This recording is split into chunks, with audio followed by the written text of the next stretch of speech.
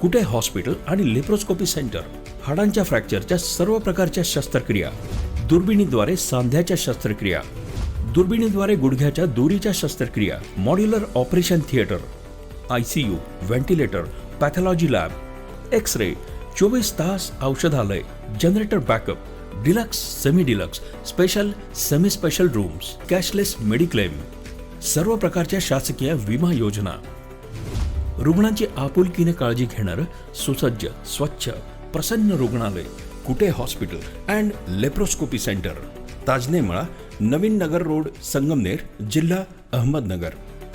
श्रीगोंदा नगरपालिकेचा प्रचार आता अंतिम टप्प्यात पोहोचलेला आहे आणि काही लोकांनी भरपूर पैशाचा पाऊस पाडण्याला आता सुरुवात केलेली आहे आणि काही 2-3 दिवसापूर्वी त्यांनी आमच्या घरातील लोकांची बुद्धी किती आहे असा प्रश्न विचारला. तर मी त्यांना असं सांगेन की तुम्ही खूप हुशार आहात, तुम्हाला फार बुद्धी आहे, तर तुम्ही तुमची बुद्धी चांगल्या कामांसाठी वापरली असती तर आज तुम्हाला एवढा पैशाचा पाऊस करायची गरज पडली नसती. तुम्ही आत्मपरीक्षण करा आणि मग दुसऱ्यांवरती बोला असं मी त्यांना सांगू इच्छिते. आणि मतदारांनाही मी सांगू इच्छिते की तुमचं मत हे फक्त मत नाही आहे, तर त्या मतावरती ह्या श्रीगोंदा शहराची विकासाची दिशा ठरणार आहे. त्यामुळे तुम्ही जे उमेदवार चांगले आहेत त्यांनाच मतदान करा आणि आमच्या आघाडीच्या सर्व उमेदवारांना प्रचंड मतांनी निवडून आणा अशी मी त्यांना विनंती करते. नगरपालिकेच्या निवडणुकीचा प्रचार हा अंतिम टप्प्यात आला. आज महाविकास आघाडीच्या प्रचाराची रॅली काढून या ठिकाणी या तालुक्याचं कुलदैवत की संत शेख मोहम्मद महाराजांना नारळ वाहून या ठिकाणी प्रचाराचा शुभारंभ या ठिकाणी केलेला आहे. खरं तर या ठिकाणी प्रचारामध्ये आरोप प्रत्यारोप सुरू झालेले आहेत. या ठिकाणी 4 पॅनल झालेले आहेत. मला या ठिकाणी सत्ताधाऱ्यांना एक आव्हान करायचं आहे की खऱ्या अर्थाने तुमच्याकडे 40-45 वर्ष पासूनची सत्ता, काही लोकांनी या ठिकाणी 8-9 वर्ष त्याला अध्यक्षपद उपभोगलं. यांना 8-9 वर्षामध्ये त्यांनी फार मोठा भ्रष्टाचार केला. त्या भ्रष्टाचाराचं खऱ्या अर्थाने 2च उदाहरण मी या ठिकाणी सांगेल. त्याची खऱ्या अर्थाने शहानिशा केल्यानंतर मी जनतेला आवाहन केले की याची शहानिशा करा. हे मुद्दे जर खरे असतील तर आम्हाला मतदान करा आणि हे खोटे असतील तर आम्हाला मतदान करू नका. यांनी खऱ्या रिलायन्सची पाईपलाईन आपल्या शहरातून गेली, त्या ज्या रस्त्यावरून गेली ते रस्ते नादुरुस्त झाले. ते रस्ते दुरुस्त करण्यासाठी रिलायन्स कंपनीने 7.5 कोटी रुपये नगरपालिकेकडे जमा केले होते. त्याच्यापैकी 2.5 कोटीच त्या ठिकाणी रस्ता दुरुस्तीसाठी त्याचे वापरले गेले आणि 5 कोटी मुरुम टाकणे किंवा नगराध्यक्षाच्या अधिकारात किरकोळ कामं दाखवून ते पैसे काढून घेण्याचं काम केलं. त्याप्रमाणे दुसरी गोष्ट, या शहरातल्या जे काही गटारी झाली आणि त्याचे जे चेंबर आहेत ते चेंबर दुरुस्त केले असे दाखवून 37 लाख रुपयाचं बोगस बिल काढलं. हे 2च मुद्दे या शहरातल्या लोकांनी नगरपालिकेत जाऊन चौकशी करावी आणि ते मुद्दे जर खरं असतील तर निश्चितपणे आमच्या महाविकास आघाडीने मतदान करावं आणि खोटे असतील तर कोणाला ज्याला मतदान करायचं त्याला करावं अशा प्रकारचे मी या ठिकाणी आवाहन करतो. आज खरं विरोधकाच्या पायाखालची वाळू घसरली.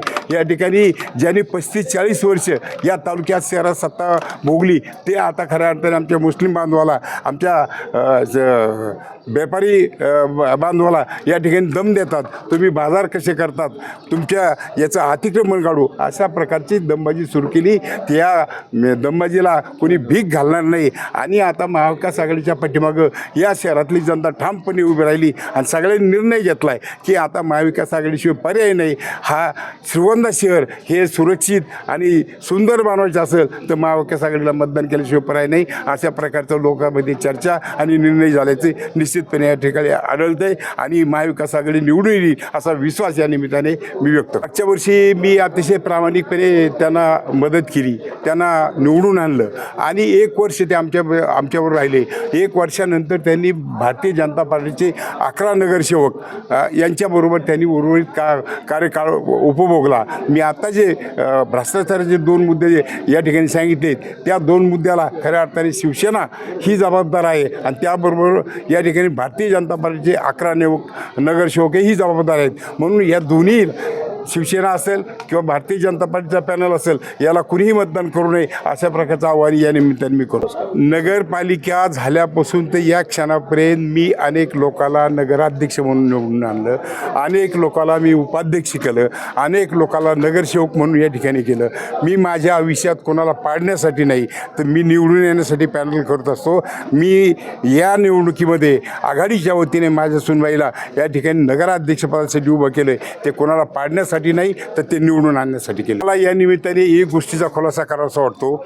आज या ठिकाणी भारतीय जनता पार्टी एवढी आलबेल, त्यांच्याकडे सगळे त्यांना नगरसेवकाचे उमेदवार मिळालेत, त्यांच्याजवळ पैसा आहे, त्यांच्याजवळ सत्ता आहे आणि त्यांनी जर या शहराचा आणि तालुक्याचा जर विकास केला असता तर खऱ्या अर्थाने आज त्यांना आमचे उमेदवार पळायची वेळ आली नसती. जर ते म्हणतात हे डमी, ही ब टीम आहे BJPची, आमची जर बी टीम असेल, डमी आमचा पॅनल असेल तर तुम्हाला आमचे उमेदवार पळायचं गरज कशाला पडली असती.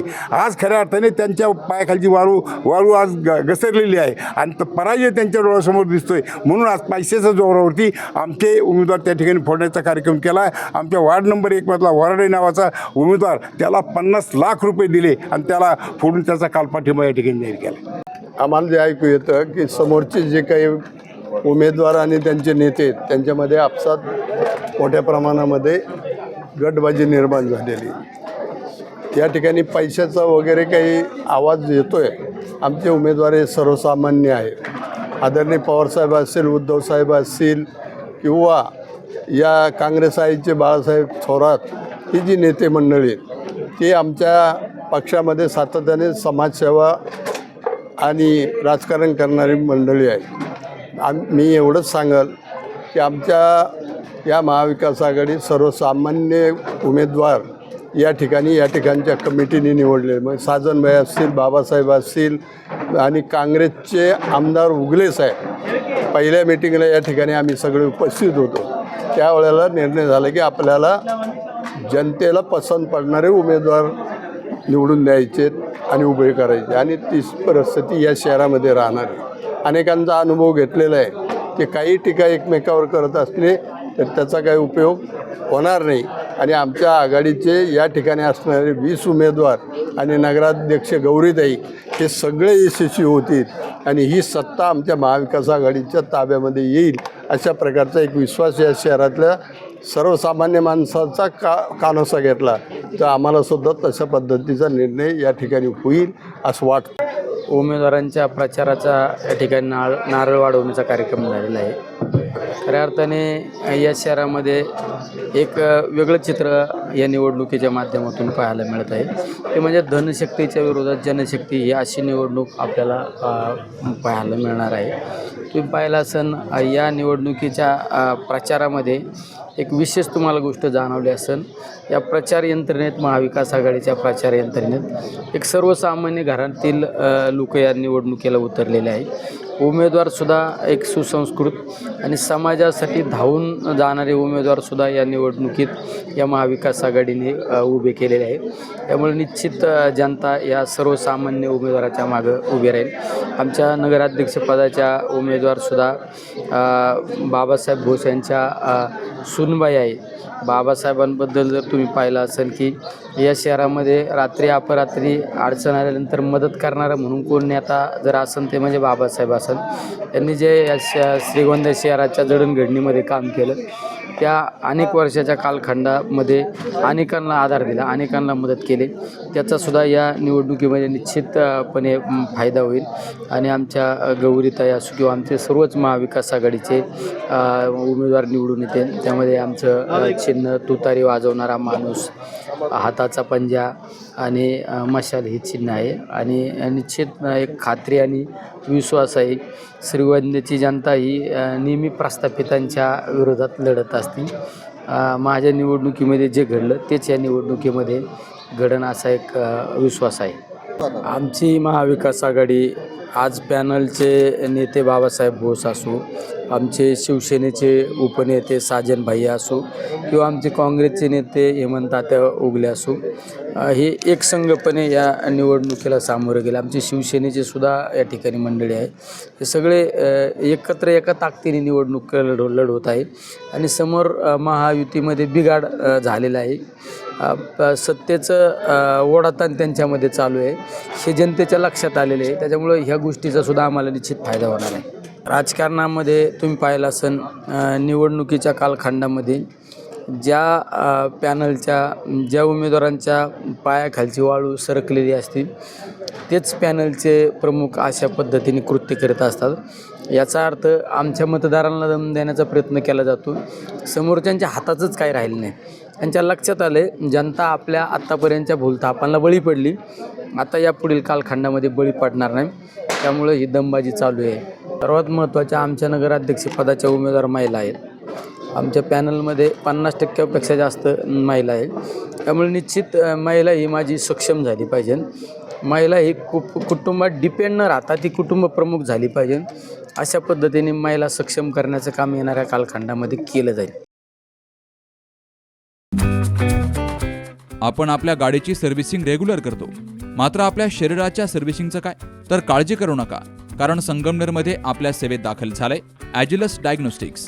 साक्षी पॅथॉलॉजिकल सर्व्हिसेस अंतर्गत सुरू असलेल्या ॲजिलस डायग्नोस्टिक्समध्ये 82 प्रकारच्या शारीरिक रक्तलघवी चाचणी फक्त 2300 रुपयात। भारतातील विश्वसनीय नाव असलेल्या या डायग्नोस्टिक्समध्ये allergy test, thyroid test, cancer marker तसेच इतर ॲडव्हान्स टेस्टसाठी आजच संपर्क करा। Sakshi pathological services, Krishna pride, पहिला मजला, जठार हॉस्पिटल जवळ, ताजनेमाळा, संगमनेर। संपर्क 9822 26 35 63 आणि 88 30 16 14 08।